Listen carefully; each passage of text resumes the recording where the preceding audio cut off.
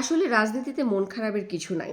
আপনারা যারা মনে করছেন যে এনসিপি জামাত ইসলামের সাথে যোগ করে গণঅভ্যুত্থানের আকাঙ্ক্ষাকে প্রশ্নবিদ্ধ করলো, এই থিওরিটা আসলে ভুল। কারণ গণঅভ্যুত্থানের আকাঙ্ক্ষা অন্য কিছু ছিল না। একটাই আকাঙ্ক্ষা ছিল, সেটা হচ্ছে হাসিনাকে হাঁটানো।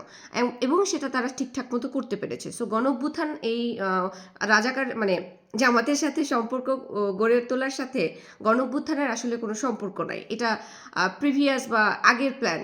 সো যেটা ওরা এস্টাবলিশ করেছে, আমরা যেটা আসলে সাধারণ মানুষ যেটা আমরা জানতাম না, আমাদের চোখে যে ধুলোটা মেখেছিল, সেটা হচ্ছে ওরা যে আসলেই রাজাকারের বাচ্চা বা নাতিপুতি, এই কথা যে হাসিনা বলেছে, সেই কথাকে বলিষ্ঠভাবে ওরা আরও এটাকে স্টাবলিশ করলো দৃশ্যপটে।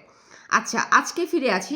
যারা তারেক রহমানের শিবিরের সাথে বৈঠক নিয়ে নানান ধরনের প্রশ্ন আপনাদের মধ্যে উকি দিচ্ছে, বিশেষ করে ছাত্রদলের মধ্যে যে নানান ধরনের প্রশ্ন আসতেছে, এবং যারা মনে করতেছেন যে রাজনীতি তো একটা নৈতিক একটা বিষয়, হঠাৎ করে তারেক রহমান যে শিবির যারা তারেক রহমানকে নিয়ে টিলের চালে কাউয়া ব্লা ব্লা ব্লা এই ধরনের যে বক্তব্য রেখেছে বা এত কিছু করেছে, তাদের সাথে হঠাৎ করে শিবিরের সাথে বৈঠক করলো কেন?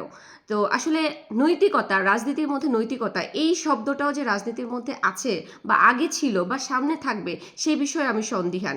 রাজনীতিতে আসলে নৈতিকতা বলতে কিছু না, এখানে সম্পূর্ণটাই আপনার ক্ষমতার খেলা।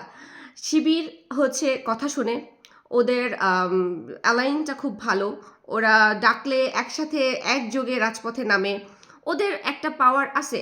এখন এই পাওয়ারটাকে কিভাবে ব্যবহার করা যায়, আমার মনে হয়, আমি জেনে বলছি না, আমি ধারণা করে বলছি, আমার চিন্তাধারা থেকে বলছি যে তারেক রহমান তাদের সাথে যে বৈঠকটা করেছে, সেই বৈঠকে আসলে নৈতিকতার কোনো প্রশ্ন নেই বা নৈতিকতার কোনো এখানে খেলা হচ্ছে না। এখানে খেলা হচ্ছে ক্ষমতার খেলা, পলিটিক্সের খেলা।